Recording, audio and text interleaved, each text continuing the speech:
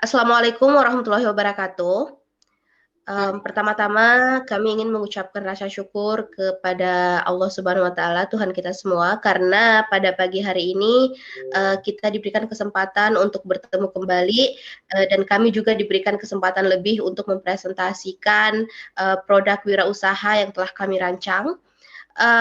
Jadi produk wirausaha yang akan kami bagikan kepada kalian semua yaitu mengenai rice bowl Dapo Ogi, di mana rice bowl ini merupakan, perpaduan antara modernisasi dan juga tradisional. Kita akan menggunakan makanan khas Bugis.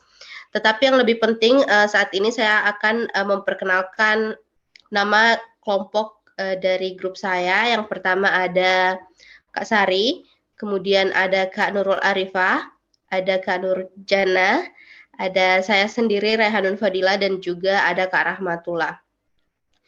Selanjutnya kami ingin berterima kasih kepada dosen pengampu kami, Ibu Dr. Geminastiti SPD MPD, karena telah memberikan suatu proyek yang mengembangkan kami, khususnya dalam jiwa kewirausahaan. Tanpa berbasa-basi lagi dan untuk mengefisienkan waktu, saya akan mempersilahkan, pembicara pertama, Kak Sari, untuk, mempresentasikan mengenai filosofi logo dan juga, produk kami. Silahkan. Ya, terima kasih moderator atau Raihanun Fadila untuk kesempatannya. Baik, bismillahirrahmanirrahim. Assalamualaikum warahmatullahi wabarakatuh. Terima kasih teman-teman juga MEM yang sudah melihat kami atau kami mempresentasikan hasil wirausaha yang telah kami buat bersama teman-teman. Baik, di sini tanpa berlama-lama, saya akan mempresentasikan tentang filosofi logo dan produk. Sebelum saya lanjutkan apa itu filosofi produk kami, di sini saya akan membahas dulu seberapa penting logo atau brand dalam berwirausaha. Jadi teman-teman juga MEM, saya rasa tidak hanya saya sendiri, tapi teman-teman juga sependapat dengan saya bahwasanya brand itu sangat membantu membangun identitas wirausaha. Jadi sebuah brand atau logo adalah identitas dari wirausaha itu sendiri. Kemudian sebuah brand itu adalah membantu konsumen dapat membedakan produk kita dengan produk orang lain atau kompetitor yang lain. Jadi karena itu adalah identitas, makanya menjadi pembeda antara milik kita dan milik kompetitor yang lain. Kemudian brand sendiri juga dapat mengingat, konsumen dapat mengingat nama produk kita dengan mudah. Jadi begitu mengingatkan produk kita, dia bisa langsung mengingat nama produk. Kemudian yang terakhir, sebuah brand dapat memiliki kekuatan hukum jika misalnya brand tersebut kita daftarkan ke pihak yang berwenang, maka besok-besok jika ada yang mengklaim produk kita, kita sudah memiliki kekuatan hukum. Jadi itu adalah gambaran seberapa penting brand atau logo dalam berwirausaha. Mohon maaf. Kemudian lanjut, sekarang masuk di filosofi Dapo Ogi. Jadi ini adalah filosofi dari nama produk kami, Dapo Ogi. Nah, seperti teman-teman lihat di layar teman-teman semuanya bahwa tertulis Dapo Ogi dengan produk kami dua kata, Dapo dan Ogi. Dapo sendiri berasal dari bahasa Bugis tentu saja, mungkin teman-teman sebagian bahkan sudah tahu artinya, yaitu tungku yang terbuat dari tanah liat dan juga ampas padi ya yang dibakar kemudian dicampur. Nah, kemudian kata Ogi sendiri tentu saja artinya Bugis. Kemudian di sini teman-teman semuanya bisa melihat bahwasanya huruf I-nya dimodifikasi seperti setelan atau ya kalau saya bilangnya setelan untuk memasak. Jadi ini adalah filosofi dari Dapo Ogi. Kemudian di logo kami sendiri, baik saya. Nah, kalau teman-teman perhatikan di sini di Dapo Ogi ada gambarnya seorang perempuan yang memakai baju adat. Jadi tentu saja ini menjadi identitas daerah asal dan juga pelayanan. Di sini saya akan menjelaskan bagaimana kami memasukkan beberapa gambar dalam logo kami. Yang pertama yaitu adanya seorang perempuan yang memakai baju adat. Seperti yang sudah saya katakan tadi, bahwasanya ini adalah identitas kita sebagai orang Sulawesi Selatan, terutama orang Bugis ya. Kemudian di sini juga ada tulisan Lontara yang sama juga, teman-teman. Tulisan Lontara yang tidak semua orang Bugis mengetahuinya, terutama orang-orang yang sudah merantau ya. Jadi kita harusnya bangga bahwasanya di tanah Bugis ini di Sulawesi Selatan terdapat tulisan khas dari Sulawesi Selatan. Mungkin teman-teman kalau lagi jalan di Sulawesi Selatan bisa melihat tulisan ini di nama-nama jalan. Dan harapan kelompok kami bahwasanya tulisan-tulisan ini tidak akan pernah punah walaupun seiring globalisasi dan modernisasi yang ada sekarang.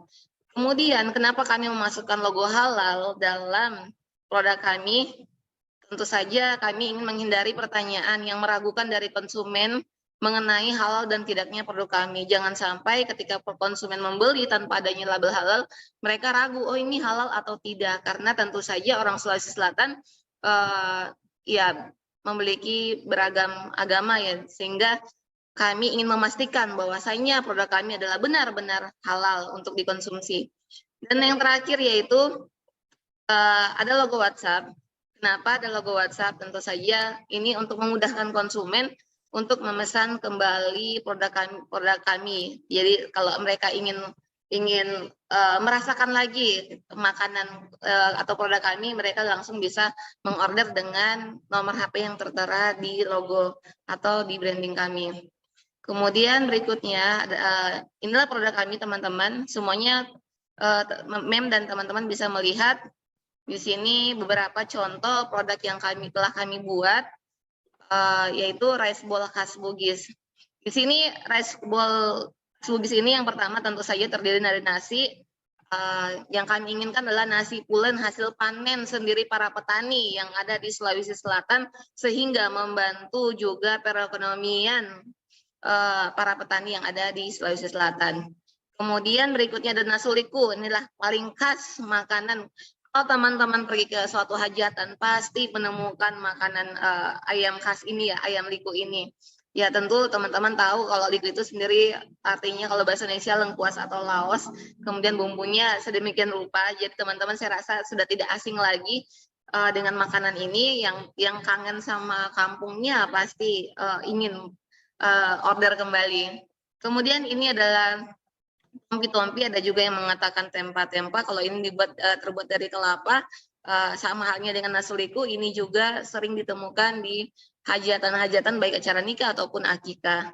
Nah, kemudian terakhir yaitu mie goreng. Jadi dalam rice bowl ini juga lauknya ada mie goreng. Namun mie goreng ini tidak punya ciri khas dari Sulawesi Selatan sendiri, karena kalau misalnya di Indonesia Barat itu mie gorengnya itu cenderung manis, sementara kalau di Indonesia Timur itu mie gorengnya cenderung agak pedas. Sementara kalau mie goreng kami tentu saja bumbunya sesuai dengan lidah orang Sulawesi Selatan atau orang Bugis. Demikian yang bisa saya sampaikan mengenai filosofi dan produk kami. Saya kembalikan ke moderator. Terima kasih.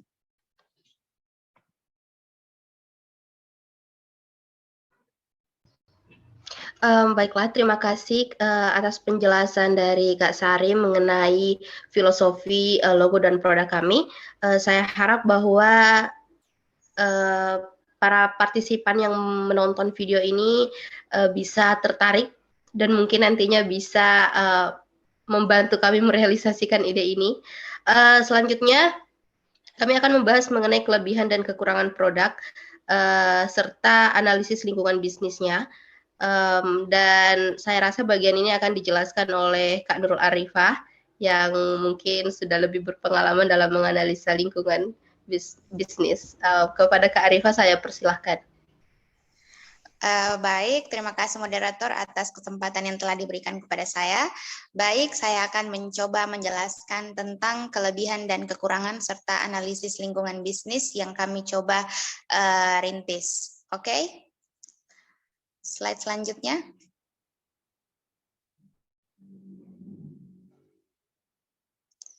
Oke, yang pertama saya akan membahas tentang kelebihan.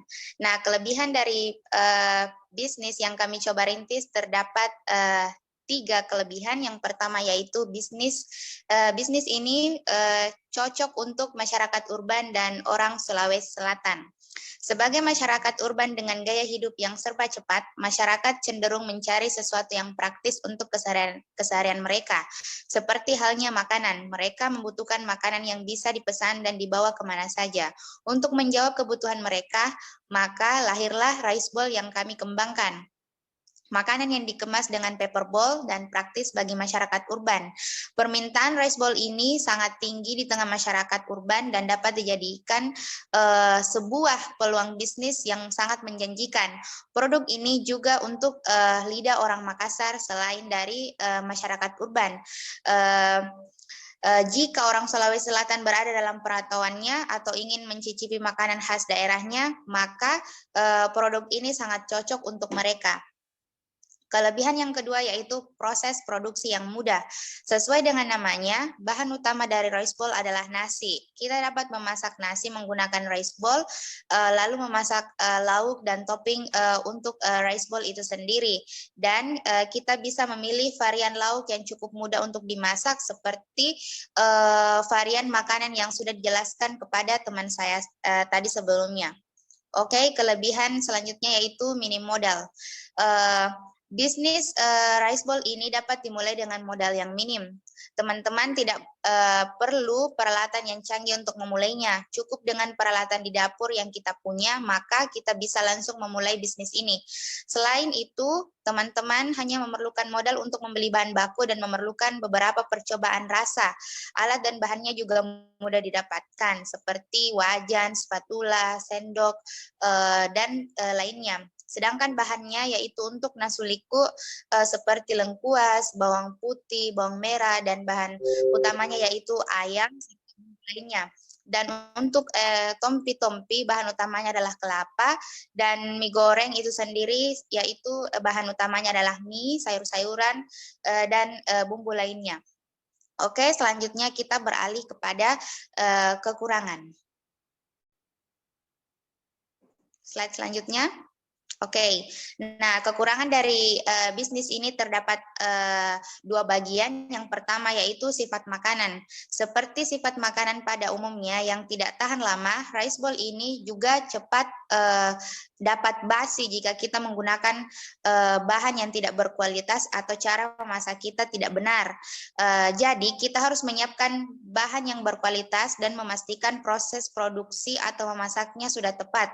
Dengan sifat makanan yang tidak tahan lama, kita harus memberikan batas jarak pengiriman maksimum dan mencari pelayanan pengiriman yang menyediakan layanan langsung untuk menghindari resiko penurunan kualitas makanan karena terlalu lamanya di waktu perjalanan.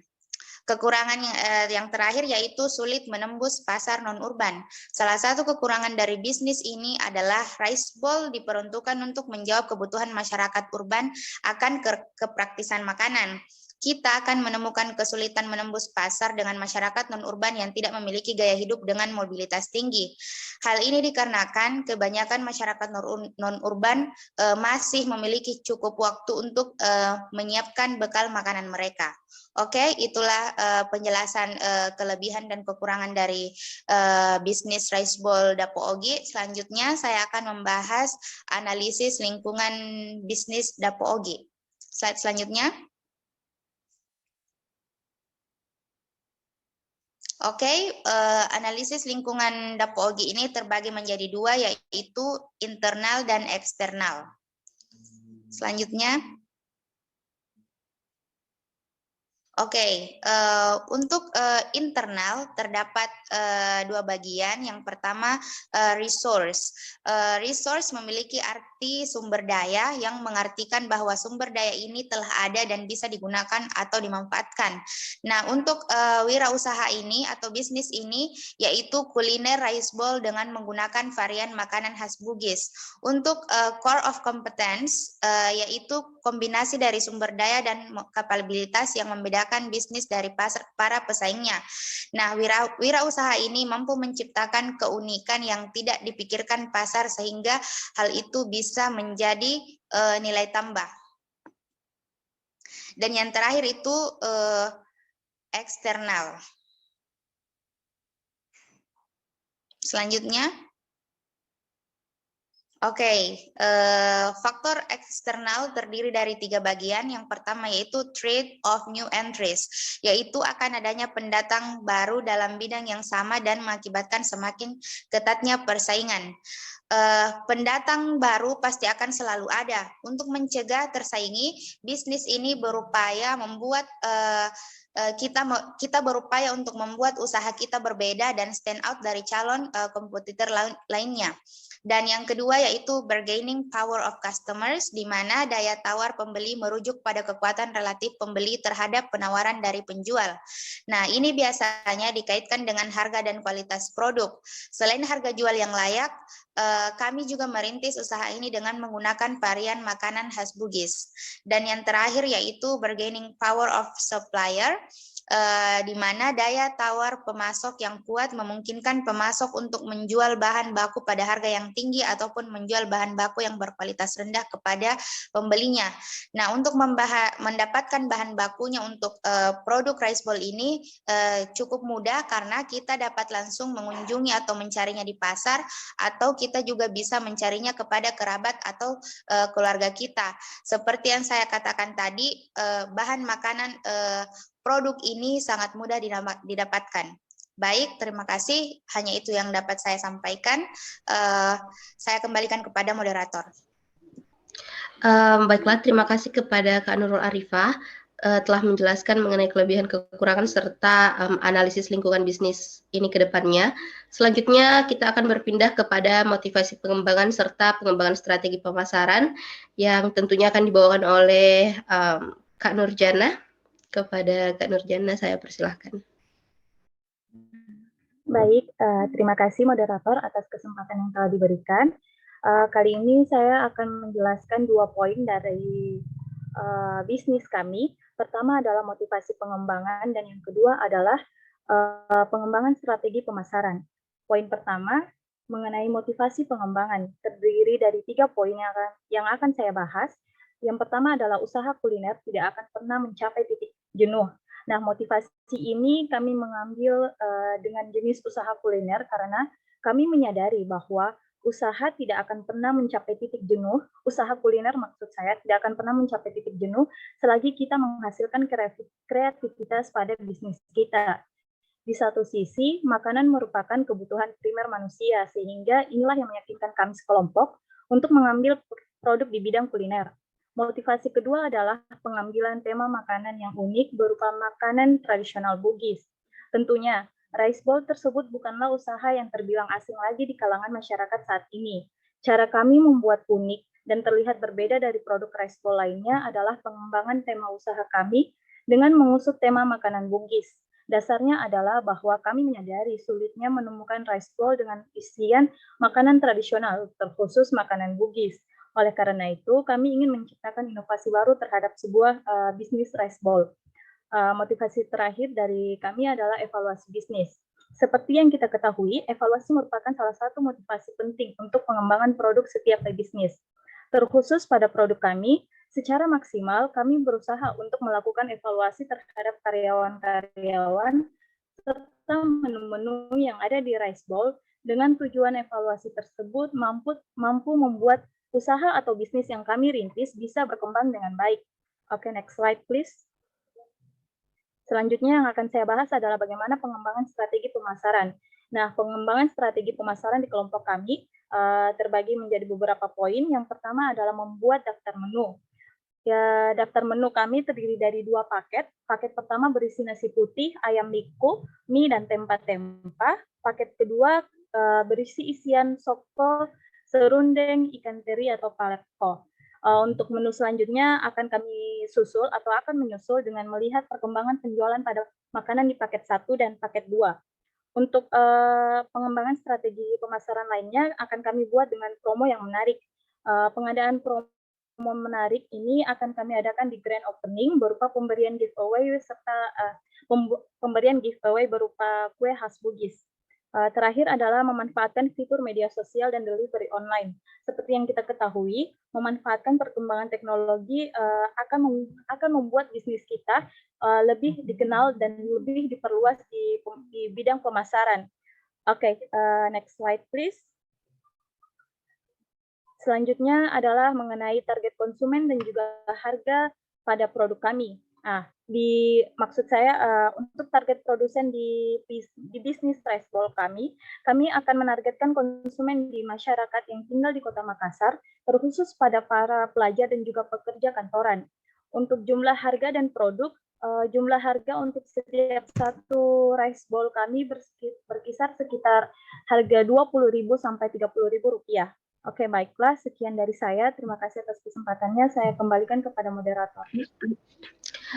Baiklah, terima kasih kepada Kak Nurjana telah menjelaskan mengenai motivasi pengembangan serta pemasarannya. Selanjutnya kita akan berpindah kepada faktor pendukung dan penghambat serta manajemen bisnis ini ke depannya.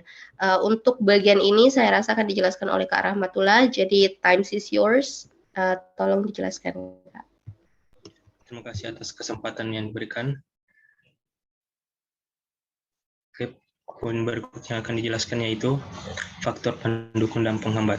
Setiap bisnis pasti mempunyai faktor pendukung dan penghambat, baik itu dalam lingkup yang besar maupun kecil. Dalam bisnis kami mention beberapa faktor pendukung dan penghambat sebagai berikut. Yang pertama itu modal.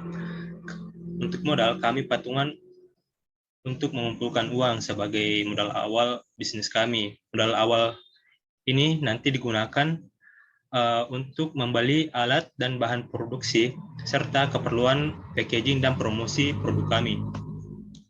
Kedua, teamwork. Kerjasama merupakan elemen paling penting dalam bisnis. Kami beranggotakan 5 orang untuk sebagai awal mulai bisnis kami. Dan kami memiliki peran dan tugas masing-masing.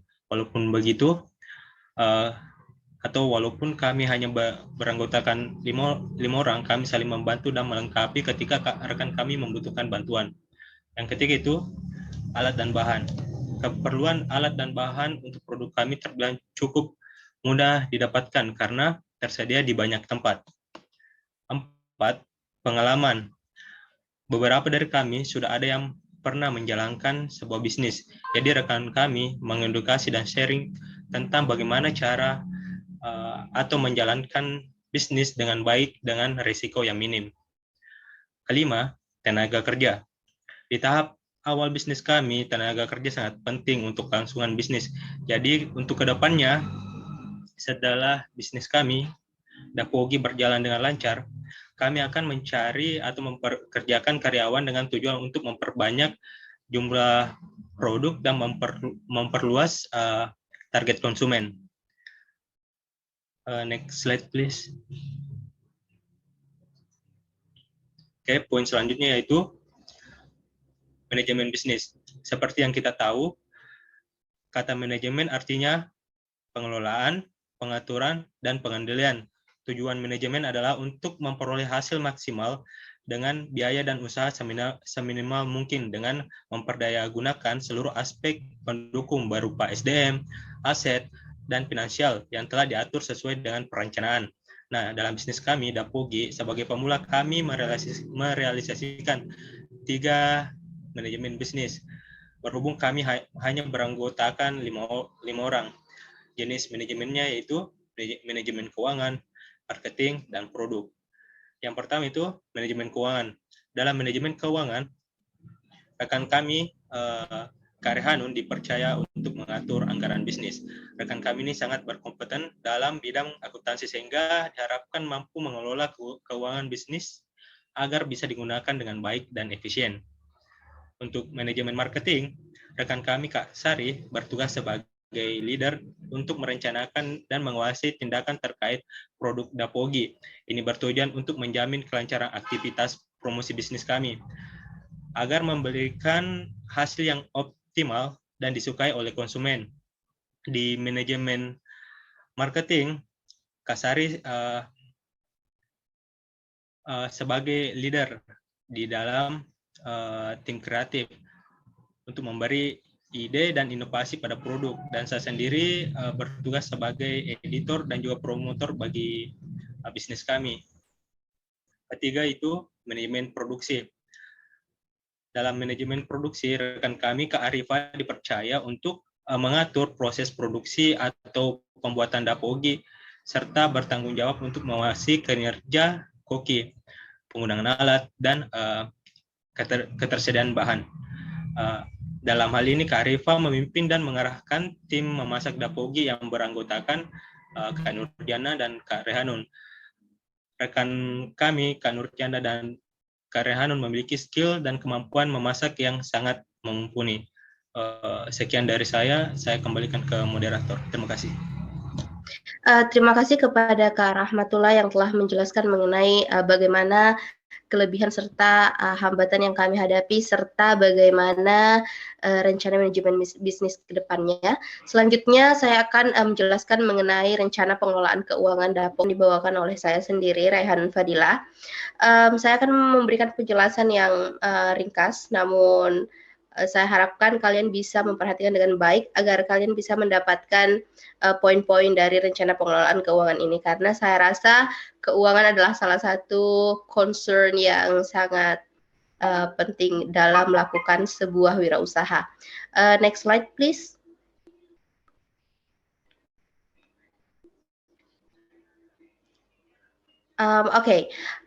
Selanjutnya saya akan menjelaskan mengenai perhitungan modal. Mengapa saya menjelaskan mengenai ini? Karena saya rasa perhitungan modal itu adalah sesuatu yang sangat krusial untuk dilakukan para pebisnis pemula. Ada 3 hal yang dapat kita dapatkan ketika kita melakukan perhitungan modal terlebih dahulu. Yang pertama itu kita dapat mengetahui jumlah dana yang dibutuhkan untuk modal kerja serta biaya-biaya yang diperlukan. Selanjutnya kita dapat memberikan gambaran apakah usaha kita ini akan menguntungkan atau tidak ke depannya. Dan yang terakhir itu melalui perhitungan modal kerja ini kita dapat memperkirakan volume usaha yang akan kita lakukan. Apakah usaha ini berpotensi menghasilkan cabang baru atau franchise baru. Seperti itu gambarannya ketika kita melakukan perhitungan modal atas usaha kita. Next slide, please. Next slide, please. Nah, selanjutnya itu modal kerja. Jadi sebelum saya menjelaskan mengenai tabel-tabel modal ini serta pengelolaan keuangan lainnya, saya akan memberikan gambaran bahwa pengelolaan keuangan dari bisnis Rice Bowl ini nantinya akan memiliki 3 kas tetap. Yang pertama itu kas mengenai modal kerja, selanjutnya akan ada juga kas mengenai modal tetap, dan juga yang terakhir kami akan memiliki kas tersendiri untuk menghitungkan perhitungan hasil usaha kami, baik itu berupa laba maupun berupa kerugiannya. Untuk modal kerja ini, yang pertama adalah modal kerja. Untuk modal kerja ini ada beberapa poin yang kami tekankan karena saya rasa mencatat pengeluaran terhadap poin-poin ini adalah sesuatu hal yang harus dalam melakukan bisnis. Karena jika tidak, kita akan ada kemungkinan kita kehilangan atau terjadi kerugian dalam proses bisnis kita. Yang pertama itu bahan baku, kemudian selanjutnya ada bahan pendukung, kemudian ada upah tenaga, ada juga biaya transport, biaya listrik, biaya sewa lahan atau tempat, dan juga biaya lain-lainnya yang biasanya kita sebut dengan biaya cadangan. Saya akan memberikan gambaran, mungkin kalian belum bisa melihatnya di layar, tapi saya telah menempatkan gambaran perhitungan ini di proposal yang telah kami kirim. Nah, untuk perhitungannya sendiri, di awal bisnis kami memperkirakan akan memproduksi sekitar 250 porsi. Itu termasuk untuk grand opening dari bisnis ini. Jadi untuk 250 porsi ini, untuk bahan baku yang pertama kita membutuhkan 15 ekor ayam, kemudian ada 30 kg beras dan juga 5 bungkus rice ball, karena dalam satu bungkus itu ada sekitar beberapa, sehingga kami membutuhkan 5 bungkus. Selanjutnya untuk perhitungannya sendiri kami sudah menghitung secara samar-samar. Kami akan membutuhkan sekitar 500.000 untuk ayam, 375.000 untuk beras, dan juga 70.000 untuk bungkusan makanan itu sendiri. Sedangkan untuk bahan pendukungnya, karena kami membuat 250 porsi, jadi kami membutuhkan beberapa bahan-bahan seperti bawang-bawangan atau penyedap rasa atau lengkuasnya itu sendiri. Kami melakukan perhitungan secara keseluruhan dan kami mencapai titik temu bahwa mungkin modalnya akan ada sekitar 300.000. Selanjutnya adalah mengenai upah tenaga. Upah tenaga di sini kami hitung untuk bulan pertama, karena kami akan melakukan sistem kontrak untuk menentukan biayanya, dan juga untuk karyawannya kami membutuhkan dua karyawan front area, sehingga mungkin gaji bulanan yang kami butuhkan untuk bulan pertama itu ada sekitar 3 juta rupiah. Selanjutnya untuk biaya transport, misalnya pengangkatan bahan baku kami membutuhkan sekitar 500.000, biaya listrik mungkin sekitar 500.000. Untuk biaya sewa lahan atau tempatnya sendiri untuk saat ini kami tidak membutuhkan itu, karena kami sudah ada tempat yang bisa kami ambil. Jadi kami hanya memberikan modal pada biaya lain atau biaya cadangan, biaya tak terduga, dan itu sekitar 3 juta rupiah. Sehingga untuk modal kerja ini sendiri mungkin kami akan memerlukan sekitar 8.245. Next slide please. Next slide please. Nah, selanjutnya adalah modal tetap. Nah, kas kedua adalah mengenai modal tetap. Modal tetap ini diperlukan agar kedepannya tidak ada lagi penumpukan biaya berlebihan yang kami keluarkan. Nah, jadi untuk modal tetap ini kami membutuhkan 2 aspek penting. Yang pertama itu peralatan kerja, dan kemudian yang kedua itu tempat usaha. Untuk peralatan kerja sendiri, kami di awal pembangunan bisnis ini akan membutuhkan alat-alat dapur tentunya, dan kami sudah memperkirakan bahwa biaya yang dihabiskan mungkin akan sekitar 4.500.000. Kemudian untuk tempat usahanya sendiri, karena kami sudah memiliki tempatnya, jadi kami hanya membutuhkan renovasi di bagian depan, bagian pantry depan, sehingga kami mungkin membutuhkan sekitar 13.559.000. Sehingga jika diakumulasikan, maka untuk modal tetap ini kami membutuhkan biaya sekitar 18.059.000. Nah, berdasarkan dua kas modal di atas, akhirnya kami melakukan perhitungan untuk kebutuhan modal kami di awal untuk melakukan keseluruhan proses bisnis ini. Kami jika ditambah modal kerja dan modal tetap, kami akan membutuhkan sekitar 26.304.000 untuk modal saja. Nah, selanjutnya, next slide. Next slide, please. Nah, selanjutnya adalah perhitungan laba rugi. Perhitungan laba rugi. Nah, jadi untuk perhitungan laba rugi ini akan ada dua jenis kas. Yang pertama itu mengenai hasil penjualan, dan juga yang kedua itu biaya modal. Jadi biaya modal yang saya jelaskan tadi juga akan masuk di kas perhitungan laba rugi ini, karena itu akan menentukan apakah kami mendapatkan biaya yang menguntungkan, apakah kami menghasilkan usaha yang menguntungkan atau tidak. Pertama itu mengenai hasil penjualan. Kami belum bisa memberikan gambaran karena sementara waktu bisnis ini masih dalam tahap proses trial and error, jadi belum ada penghasilan pasti yang masuk dari hasil penjualan kami, sehingga kami belum bisa memberikan gambaran mengenai biayanya. Nah, namun untuk biaya modal tadi kan saya sudah jelaskan, jadi saya rasa untuk perhitungan laba rugi ini, di kedua kas ini, dua tabel ini, untuk menghasilkan apakah keuntungan usaha kami untung atau tidak, kami akan melakukan pengurangan dari hasil penjualan dan biaya modal. Jadi seperti itu gambaran kas-kas yang akan kami butuhkan ke depannya dalam pengelolaan keuangan bisnis ini, agar tentunya kita bisa membangun bisnis yang stabil, karena kita berlima akan membangun ini. I mean kita dalam sebuah tim. Jadi saya rasa kestabilan bisnis itu adalah hal yang sangat diperlukan agar setiap anggota di tim ini bisa menerima keuntungan yang baik dari bisnis ini. Next slide, please.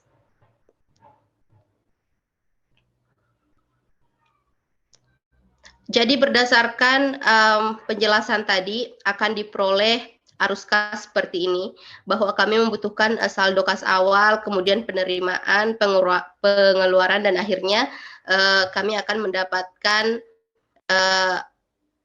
kas dari keuntungan dan juga kerugian dari usaha kami. Saya rasa seperti itu yang dapat saya sampaikan. Terima kasih kepada teman-teman sekalian yang telah berusaha menjelaskan proposal bisnis ini dengan sangat-sangat baik. Saya harapkan bahwa setelah melakukan presentasi proposal ini akan ada insight-insight yang bagus untuk bisnis kami ke depannya. Jadi saya rasa demikian. Sebagai moderator saya juga akan menutup presentasi proposal bisnis kami pada hari ini mengenai produk wirausaha rice bowl Dapo Ogi, khususnya pada makanan khas Bugis. Kami juga telah memberikan sampel kepada dosen pengampu kami, Ibu Dr. Gaby Nastuti, SPD MPD. Saya harap Ibu bisa memberikan feedback kepada kami apa yang kami perlukan ke depannya. Saya rasa sekian teman-teman atas presentasi ini. Terima kasih atas perhatian dan juga usaha yang telah dituangkan ke dalam proyek ini. Saya akhiri dengan Assalamualaikum warahmatullahi wabarakatuh. Waalaikumsalam warahmatullahi wabarakatuh.